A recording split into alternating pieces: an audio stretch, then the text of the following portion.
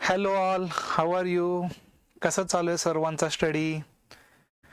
I hope सर्वांनी vocabulary सेक्शनचे जे 2 पार्ट झालेले आहेत ते सर्व पाहिले असतील. आज आपण व्होकॅब्युलरी या सेक्शनचा 3rd पार्ट आहे तो स्टार्ट करत आहोत. तर आपली ही इंग्लिश सब्जेक्टची सिरीज चालू आहे, ज्यामध्ये आपले जे युनिट्स आहेत इंग्लिशचे ते सर्व युनिट्स आपण एक एक करत कंप्लीट करणार आहोत. आणि एकदा इंग्लिश हा युनिट मीन्स सब्जेक्ट कंप्लीट झाले की आपण त्यानंतर नेक्स्ट सब्जेक्ट जो आहे तो आपण स्टार्ट करणार आहोत. तर आज आपला जो व्होकॅब्युलरी सेक्शनचा जो रिमेनिंग पार्ट आहे तो आज कंप्लीट होऊन जाईल. ठीक आहे.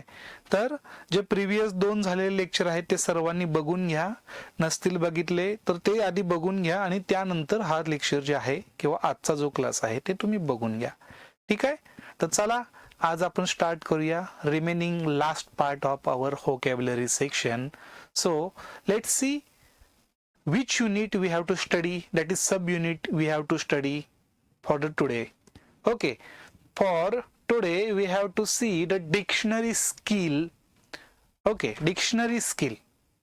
डिक्शनरी शब्द ऐकला असेल तुम्ही. डिक्शनरी म्हणजे काय? जनरली बघा बरं, आपण ज्यावेळेस एखादी कोणती भाषा आपण ज्यावेळेस ऐकतो किंवा बोलतो त्यावेळेस आपल्याला ती समजत नाही. का समजत नाही?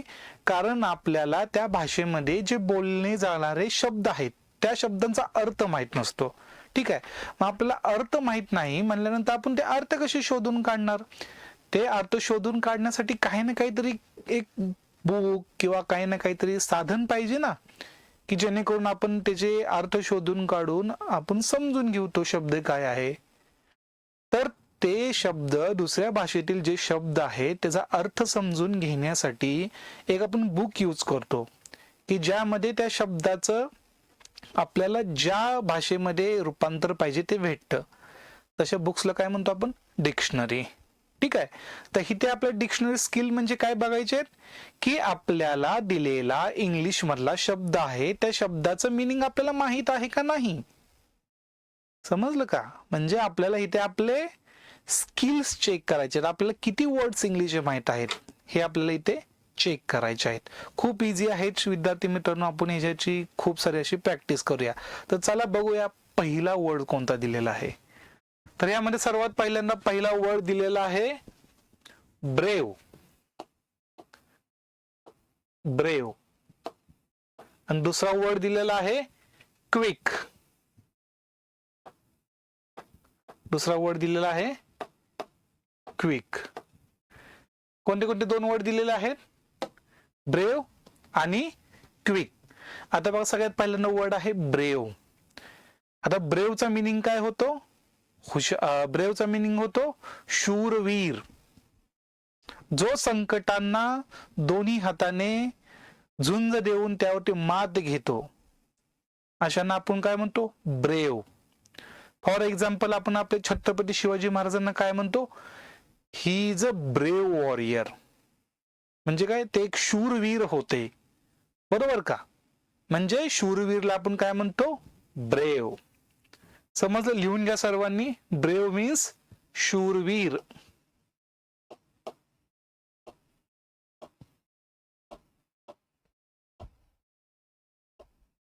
आता इंग्लिशला याला सिमिलर शब्द कोणता येऊ शकतो?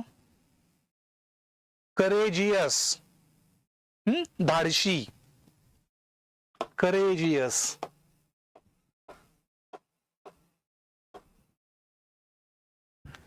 लिहून घ्या सर्वांनी.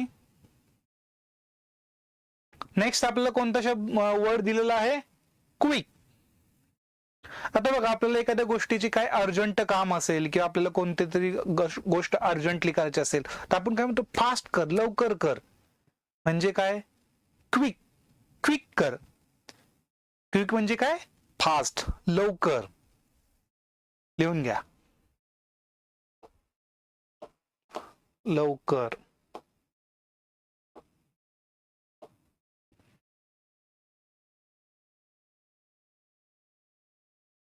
आता सिमिलर वर्ड्स काय येऊ शकतो क्विकला? सडन, एकदम. आता सडन म्हणजे एकदम अचानक झालं. तसा लिटरली मिनिंग घ्यायचा म्हणलं तर सडनचा आपलं मिनिंग काय होतं? एकदम, अचानक. पण आपण असं कोरिलेट करू शकतो सडनली, एकदमच अचानक, क्विकली.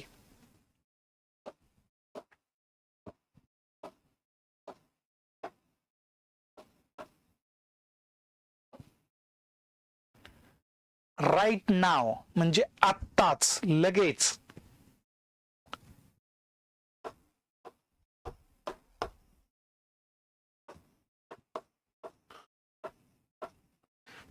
लिहून घ्या सर्वांनी.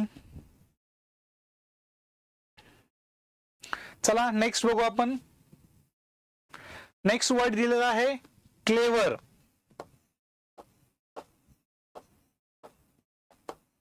आणि ब्राईट.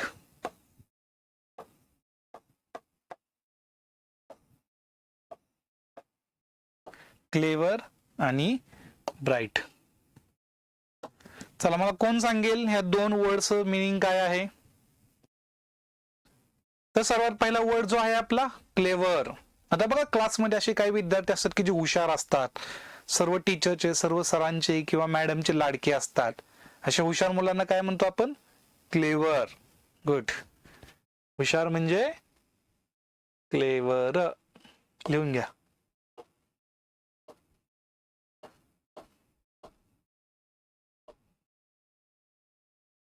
हुशार, क्लेवर. नेक्स्ट वर्ड कोणता आहे? ब्राईट. आता ब्राईट म्हणजे काय? बघा ना, एखादा आपण काय म्हणतो, बल्ब जर आपल्या घरी लावला आणि त्याचं वॅट जर खूप असेल तर काय म्हणतो? खूपच ब्राईट आहे हा बल्ब, म्हणजे खूप जास्त प्रकाश देतो, खूप जास्त तेजस्वी आहे. बरोबर का? ब्राईट म्हणजे काय? तेजस्वी, जास्त प्रकाश देणारा.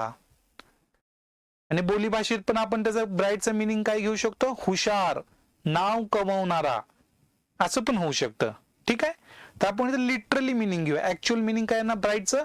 तेजस्वी.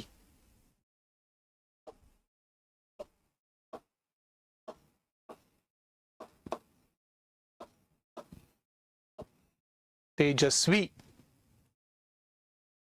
लिहिलं. चला नेक्स्ट पार्ट बघू आपण. कोणते वर्ड दिलेले आहेत? सॉफ्ट. दुसरा वर्ड पोलाइट. सॉफ्ट आणि पोलाइट. चला आता आपल्याला ह्या वर्डचे सिमिलर वर्ड्स किंवा डिक्शनरी मिनिंग शोधून काढायचं आहे.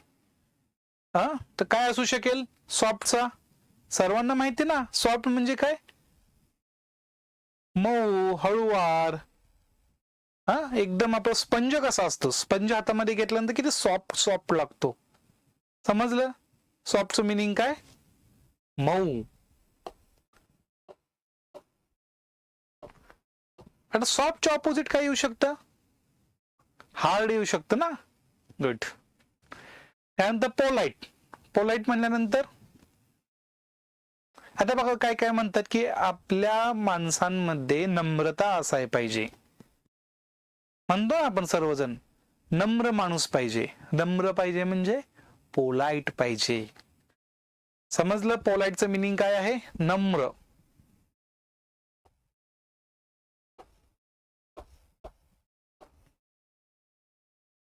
लिहून घ्या.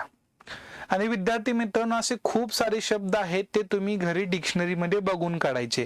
आता इंग्लिश आपल्याला स्ट्रॉंग करायचं असेल, इंग्लिश आपलं व्यवस्थित करायचं असेल तर मी तुम्हाला ह्याच्यावरती उपाय सांगतो की दररोज तुम्ही आहे ना कमीत कमी 10 इंग्लिश शब्द आणि त्याचे मराठी मिनिंग आहेत ते दररोज लिहून काढायचे आणि आठवायचे. तुम्ही दररोज जरी 10 जरी शब्द केले तर आपल्या वर्षामध्ये 360 दिवस आहेत. 360 दिवस मध्ये आपण जर 10 जर दररोज शब्द केले तर झाले किती आपले? 3600 शब्द झाले.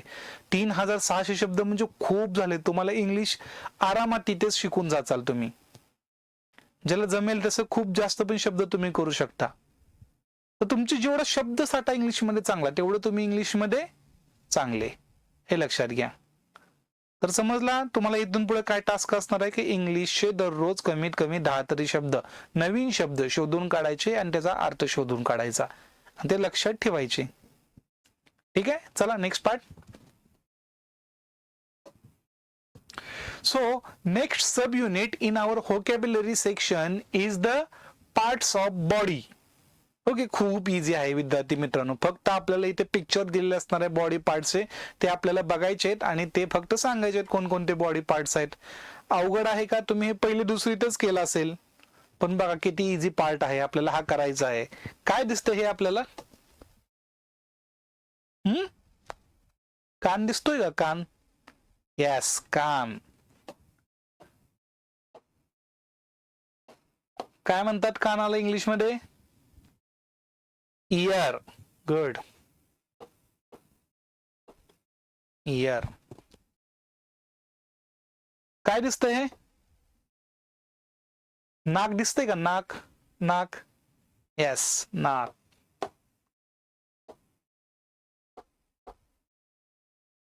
काय म्हणतात नाकाला इंग्लिश मध्ये? नोज.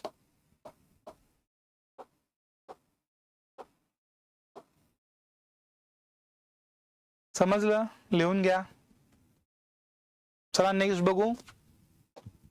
नेक्स्ट काय काय दिसतंय हे?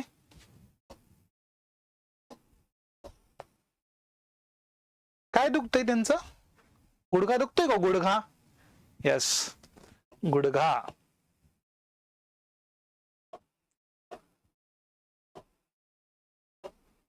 Sorry,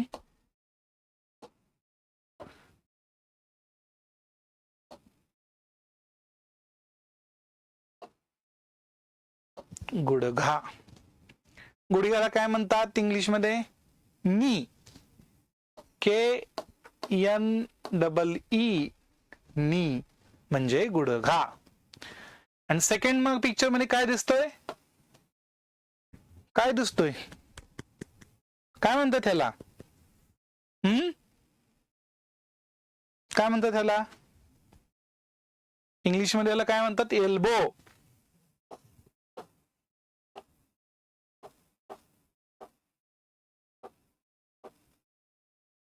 elbow. मग मराठीमध्ये काय म्हणतात आपल्या ह्या साईडला? कोपर म्हणतो का आपण? कोपर, यस.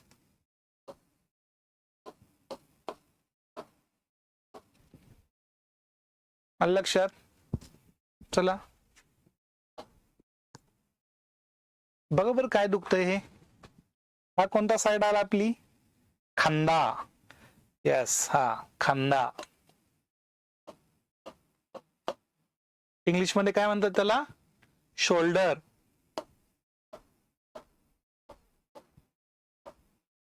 शोल्डर. हे काय दिसतंय? पाय. आपला पाय आहे का? यस. तर आपल्याला इथे पायाची बोट दिलेली आहेत. ओके, तर ह्याला काय म्हणतो आपण? ह्या मेन अंगठा. पायाचा अंगठा आहे, हाताचा नाही. हा पायाचा अंगठा. त्याला काय म्हणतात इंग्लिश मध्ये? टो. TOE, टो. समजलं? चला नेक्स्ट बघू. So the next subunit in our vocabulary section is the name of birds and animals, their living places and sounds. आपल्याला जे बर्ड्स किंवा ॲनिमल दिलेले आहेत ते ॲनिमल कोठे राहतात, काय खातात, त्यांचा आवाज कसा असतो, त्यांचं हॅबिटॅट काय आहे हे आपल्याला बघायचं आहे. खूप इझी आहे विद्यार्थी मित्रांनो. तर सगळ्यात पहिल्यांदा त्यांनी कोणतं दिलेलं आहे? डॉग आणि कॅट. डॉग आणि कॅट.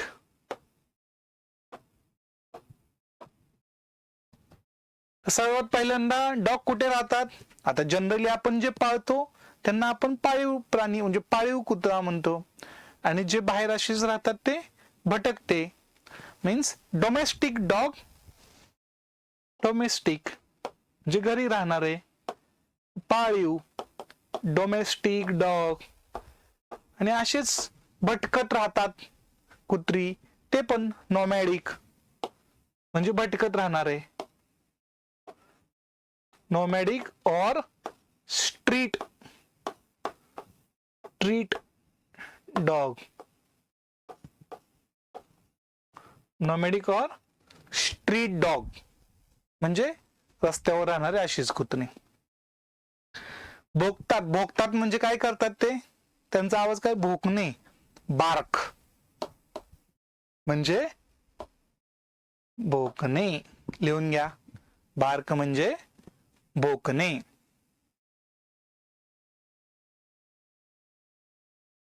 त्यानंतर दुसरा कोणता दिलेला आहे, कॅट. कॅट पण सेम डोमेस्टिक असू शकतं, म्हणजे जे आपण घरी पाळतो ते, आणि डोमेस्टिक. त्यानंतर नॉमॅडिक म्हणजे कुठे पण फिरतात, इकडून तिकडे तिकडून इकडे, नॉमॅडिक.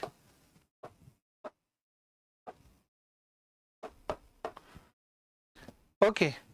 मांजराचा आवाज कसा असतो, म्यू म्यू करतो ना तो. हम्म हम्म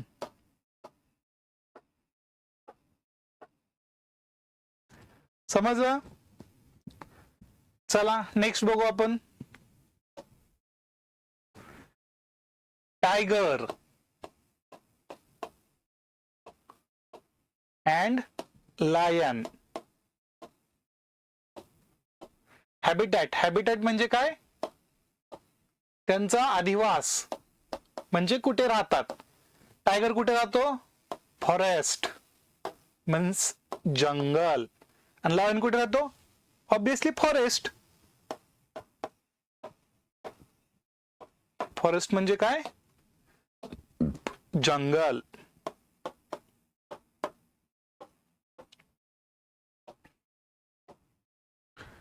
त्यानंतर आवाज, त्यांचा आवाज काय असतो. टायगरचा आवाज कसा असतो, रोअर, रोअर. आणि लायन पण काय करतो, रोअर. रोअर म्हणजे काय, गर्जना.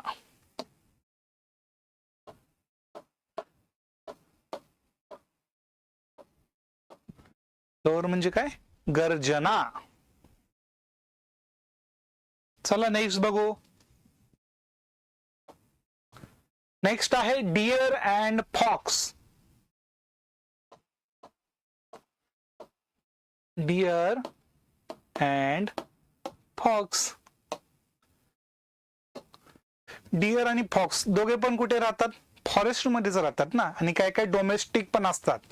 आजकाल डिअर म्हणजे काय, हरिण. फॉक्स म्हणजे काय, कोल्हा.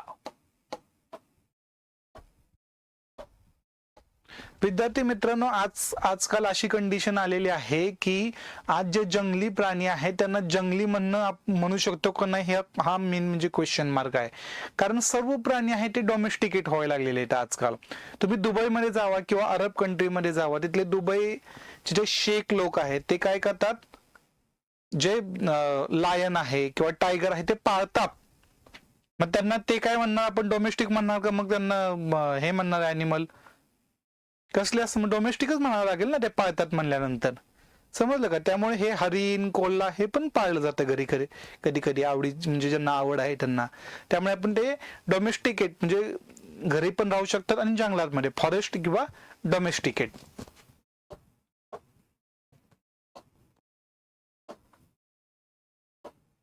फॉरेस्ट किंवा तुम्ही ह्याला डोमेस्टिकेट पण म्हणू शकता.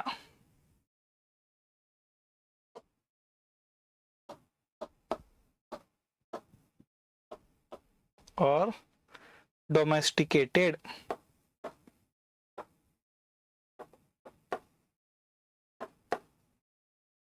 फॉरेस्ट और डोमेस्टिकेटेड. समजलं. आता ह्यांचं ओरडणं हे काय, हा तुम्हाला टास्क आहे की डिअरचं ओरडणं आहे त्याला काय म्हणायचं आणि कोल्ह्याचं काय ओरडणं आहे त्याला काय म्हणायचं. सर म्हणतात कोल्ह्याचं आम्हाला माहिती, कोल्ह्याला कोल्हे कुई करते ते, पण त्याला इंग्लिशमध्ये काय म्हणतात. ठीक आहे, हे तुमचं टास्क आहे, हे शोधून काढायचं तुम्ही. ठीक आहे, चालेल. गुड. चला आपण नेक्स्ट क्वेश्चन बघूया. So next sub unit in our vocabulary section is comparison. Comparison म्हणजे काय? आता आपल्याला सवय आहे ना शाळेमध्ये गेल्यानंतर आपले मित्र काय करतात काय नाही हे बघायचं. एखाद्या मित्राने नवीन काहीतरी घातलं असेल, फॉर एक्झाम्पल शर्ट चांगला घातला असेल किंवा काय ना काहीतरी केलं असेल तर आपण कंपॅरिझन करतो ना, बघ बाबा त्याने कसला चांगला शर्ट घातलेला आहे आणि माझा बघ, किंवा तू बघ. नाही तर जनरली आपले आई वडील काय करतात, बघ बघ शेजारच्या बंटीने 90% वर मार्क्स आणले, तू किती आणले, आपल्या कमी मार्क्स पडल्यानंतर असे घरचे पण बोलतात ना. म्हणजे काय करतात ते? कंपॅरिझन. म्हणजे काय करतात? तुलना. समजलं का? कंपॅरिझन म्हणजे काय? तुलना.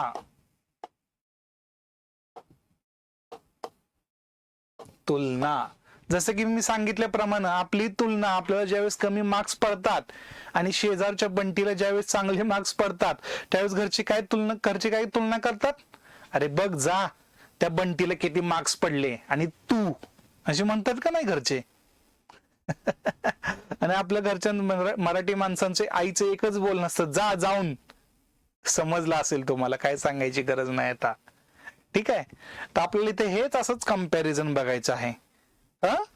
ठीक आहे. तर आपल्याला कंपॅरिझन बघा कसं करायचं आहे. आता पहिला क्वेश्चन काय दिलेलं बघा, हा दुसरा, हा पहिला आणि हा दुसरा.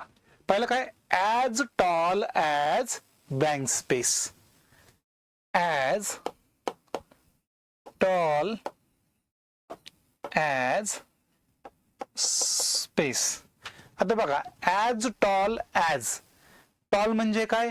उंच. आता इथे क्वेश्चन काय विचारलाय, ॲज टॉल ॲज म्हणजे तो उंच आहे. कुणासारखा? हिमालयासारखा. As Himalaya.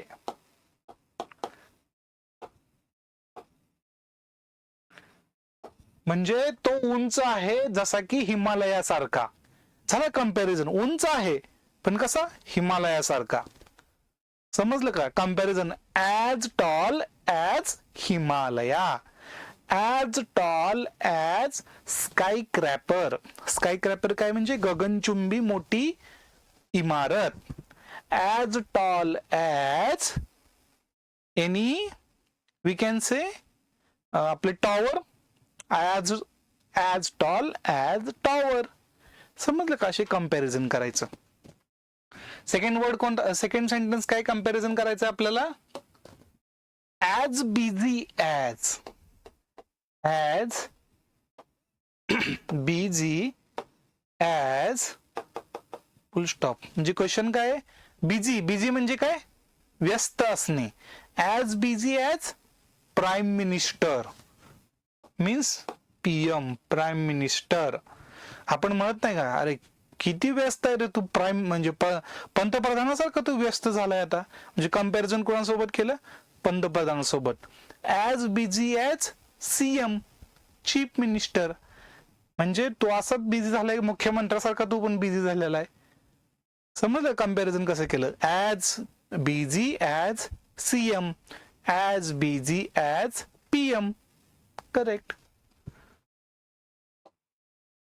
Next, as cold as. As cold as हे पहिलं. आणि second sentence, as brave as. As brave as. Okay. तर पहिला प्रश्न काय विचारलाय? ॲज कोल्ड ॲज म्हणजे कोल्ड म्हणजे काय? थंड. सो आन्सर काय ना, आपण कोल्ड म्हणजे किती थंड आहे, थंडचं कंपॅरिझन करायचं आहे. As cold as. थंड काय असतो आपला? बर्फ असतो का नाही? Ice. As cold as ice. आपण असं पण म्हणू शकतो, as cold as liquid nitrogen. Liquid nitrogen. Liquid nitrogen सुद्धा खूप गार असतं. मायनस मध्ये त्याचं टेम्परेचर असतं, निगेटिव्ह मध्ये. ठीक आहे. त्यानंतर सेकंड काय? As brave as. ब्रेव म्हणजे काय? तुम्हाला सर्वांना माहिती आहे, हिम्मती, धाडशी. मग आपलं काय म्हणणं आपण as brave as Chhatrapati Shivaji Maharaj. म्हणजे काय धाडस आहे तू छत्रपती शिवाजी महाराजांसारखा. As brave as Chhatrapati Shivaji Maharaj.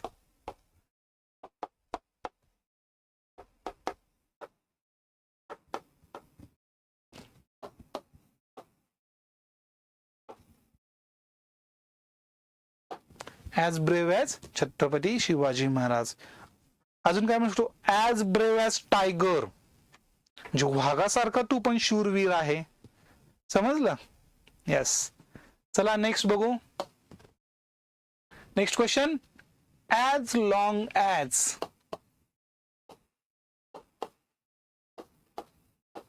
As long as. In second.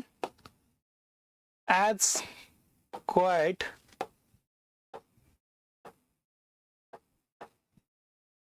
as. as long as. long म्हणजे काय लांब. as long as rope. दोरीसारखा लांब आहे तू. as long as rope. अजून काय म्हणू शकतो आपण as long as pipe.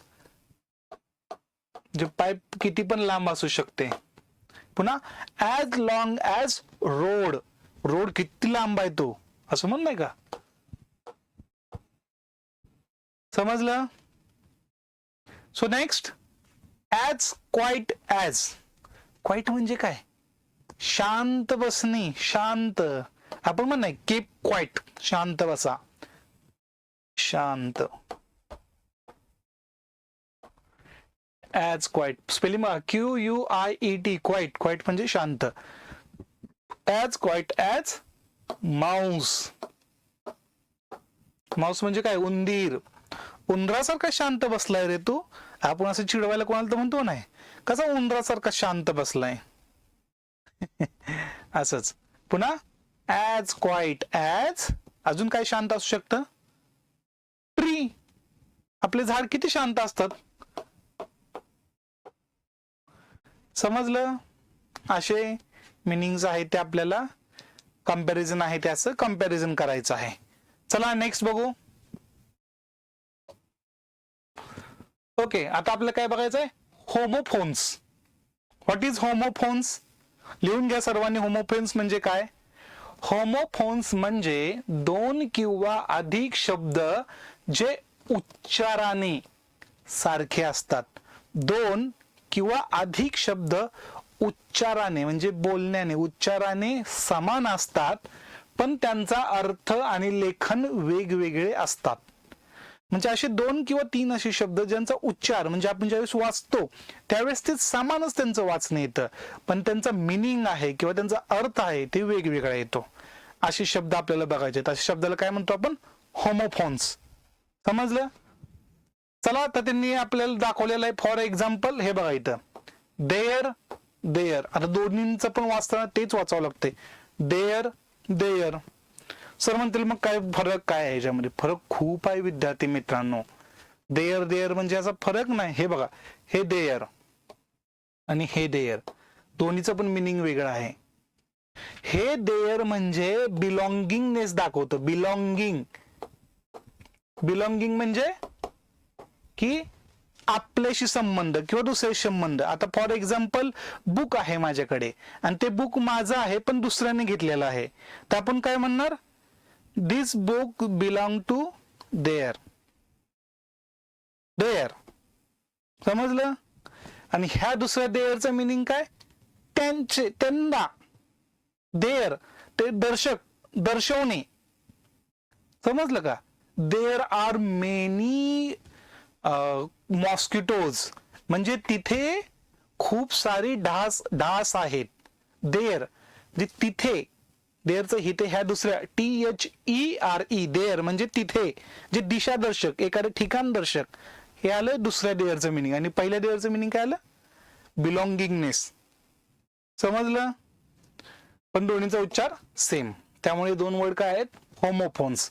त्यानंतर पेयर अँड पियर. आता दोघांचा पण उच्चार काय आहे सेमच आहे पण मिनिंग सेम आहे का नाही. पहिला कोणता आहे पेयर. PAIR pair. दुसरा काय PEAR पेयर. पेयर म्हणजे काय जोडी. जोडी. आणि दुसरा काय पियर. पियर म्हणजे काय फळ असतं ना एक ते. त्यानंतर अजून एक दुसरं येऊ शकतं PEER. बघा काय मग त्याचा मिनिंग काय येतो ह्या PEER चा नातेवाईक. नातेवाईक किंवा संबंधी. बघा स्पेलिंग काय म्हणजे सर्वांचा उच्चार काय सेमच आहे पण अर्थ काय वेगवेगळा आहे. अशा वर्ड्सला काय म्हणतात आपण काय म्हणतो आपण होमोफोन्स. चला नेक्स्ट टू टू टू. आता बघा टू टू टू 3 वेगवेगळे वर्ड्स आहेत. उच्चार सर्वांचा सेम आहे मीनिंग वेगळा आहे. फॉर एक्झाम्पल हे पहिलं टू आहे हे TWO. टू मीन्स काय टू दोन. आता हे दुसरं टू. दुसरं टूचं मिनिंग काय आहे. हे दुसरं टू कधी वापरलं जातं की एक्सप्रेशन द्यायचं किंवा एक्सप्रेस करायचं आहे त्याला काय म्हणणार एक्सप्रेसिव्ह. Expressive two. आता फॉर एक्झाम्पल काय म्हणणार मला पण तुमच्या सोबत यायचं. आपण घरी जाताना कुठं आई वडिलांसोबत म्हणतो ना मला पण तुमच्या सोबत यायचंय. जरी आई वडिलांना न्यायचं नसेल तुम्हाला तरी पण तुम्ही काय म्हणता रडून ते मला पण तुमच्या सोबत यायचं आहे. I want with you too म्हणजे मला पण तुमच्या सोबत यायचं आहे. आय वॉन्ट टू म्हणजे मला हे पाहिजे. समजलं का TWO म्हणजे काय एक्सप्रेसिव्ह करून दाखवायचं आहे. आणि हे दुसरं टू तिसरं टू हे तिसरं टू म्हणजे नथिंग बट प्रिपोजिशन आहे. म्हणजे हे काय जोडतं दोन शब्दांना. फॉर एक्झाम्पल मी मार्केटमध्ये चाललो आहे असा एक मराठी शब्द आहे. आपण इंग्लिशमध्ये काय म्हणणार आय एम गोईंग मार्केट. काय तर विसरल्यासारखं वाटतंय का I am going market. To राहिलंय I am going to market. टूच इथे मिनिंग म्हणजे काय आलं हे प्रिपोजिशन आलं दोन शब्दांना जोडणार आलं. बघितलं का तिन्हींचा पण मिनिंग वेगळा आला पण उच्चार काय सेम आहे. ह्याला काय म्हणायचं होमोफोन्स. नेक्स्ट बघू. हे बघा अजून दिलेलं आहे राईट. राईट दोन्हींना वाचताना आपल्याला एकच वाचायचं राईट पण मिनिंग काय पहिल्या राईटचं म्हणजे WRIT. राईट म्हणजे काय लिहिणे. दुसऱ्या राईटचं मिनिंग काय RIT राईट. राईटचं दुसऱ्या राईटचं मिनिंग काय करेक्ट बरोबर. बघा आला का होमोफोन. अर्थ सेम आहे का नाही पण उच्चार सेम आहे. फॉर एक्झाम्पल आहे बघा CC SEEC SEAC उच्चार सेम आहे पण याचं मेन मिनिंग काय येतं. आता SEEC सी म्हणजे काय पाहणे. दुसऱ्या सीचं मिनिंग काय समुद्र.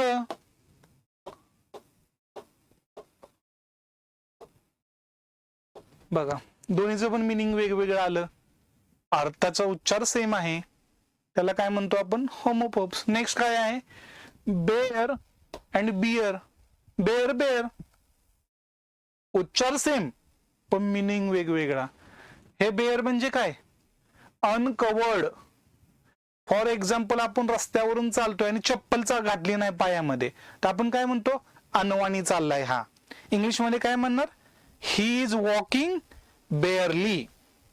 समजलं का याचं मिनिंग काय बेअरचं पहिल्या बेअरचं BARचं अनकवर्ड म्हणजे काय घातलेलं नाही. आणि दुसरं काय बियर. बियर म्हणजे काय अस्वल प्राणी. अस्वल हिंदीमध्ये त्याला भालू.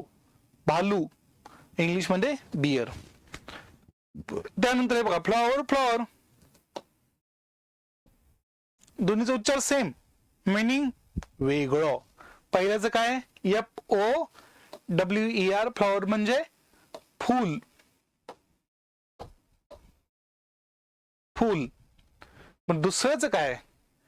दुसरं फ्लोअर म्हणजे जमीन, आपली फरशी आपण जे टाकतो का, फ्लोअर.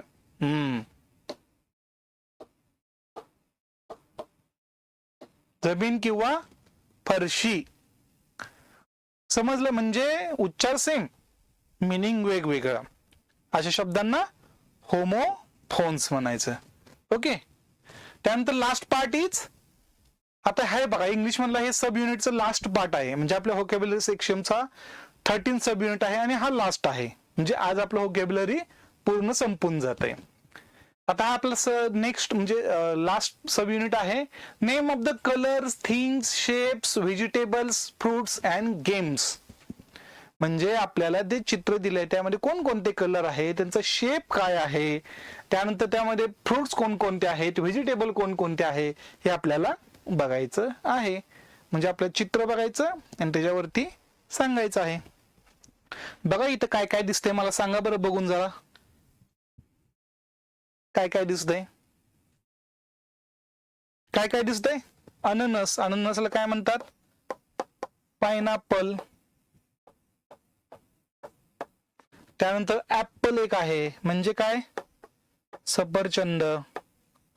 त्यानंतर काय काय दिसतंय? द्राक्ष आहेत, ग्रेप्स. त्यानंतर काय? स्ट्रॉबेरी आहे. स्ट्रॉबेरी आहे. त्यानंतर काय काय दिसतंय? संत्री आहेत.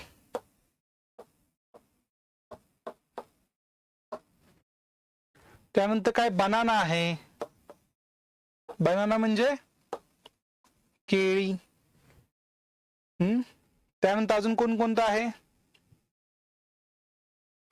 ठीक आहे, म्हणजे एवढे सर्व. पपई आहे, पपई, पपया. एवढे सर्व फ्रुट्स आहेत. आता हे ह्यांचे कोणकोणते कलर आहेत? पायनॅपलचा कोणता आहे? पायनॅपलचा कोणता येणार?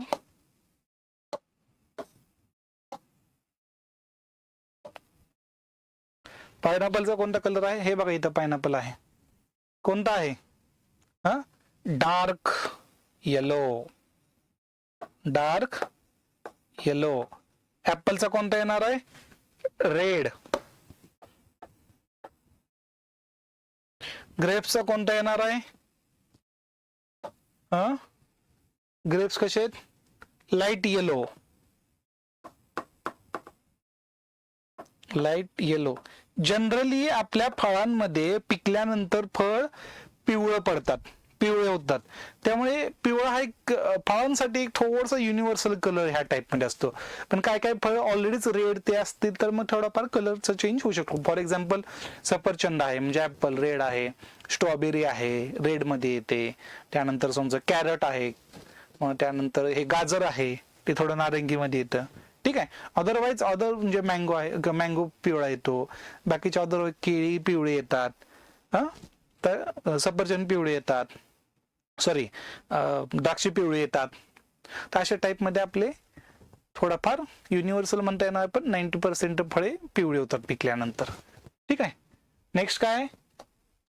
कलर. हा कोणता आहे? रेड. हा कोणता आहे? ब्ल्यू. हा कोणता आहे? ग्रीन. हा कोणता आहे? येलो. हा कोणता आहे? पिंक. हा कोणता आहे? व्हाईट. राहिला कोणता? हा. आता हा तुम्ही शोधून काढायचा कोणता आहे.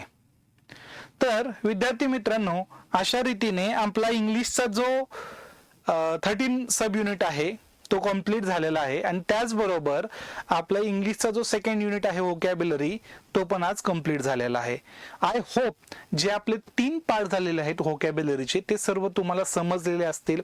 प्रॅक्टिस करा. व्होकॅब्युलरी सेक्शन हा खूप शॉर्ट आहे आपला इथे घेतलेला, पण ह्याचा खूप असा वाईड स्पेक्ट्रम आहे. जर तुम्हाला प्रॉपर इंग्लिश म्हणजे समजायची असेल, बोलायची असेल, तर त्यासाठी तुम्हाला व्होकॅब्युलरी महत्वाचं आहे, हे तुम्हाला आलंच पाहिजे. Without vocabulary you can't speak English, you can't understand proper English, because vocabulary include everything that is we need for the speaking English. Okay, I know the necessary requirement for the speaking English is the grammar. Grammar add richness to our English speaking, but the main spectrum or the main things for the English speaking is the vocabulary. So you should try with your 100% capacity to make your vocabulary strong. ठीक आहे. तर आपण आज ह्या vocabulary section इथे पूर्ण संपत आहोत. उद्या आपण नेक्स्ट जो सेक्शन आहे तो आपण स्टार्ट करणार आहोत. तोपर्यंत stay tune. Will you meet you tomorrow. Thank you. Bye.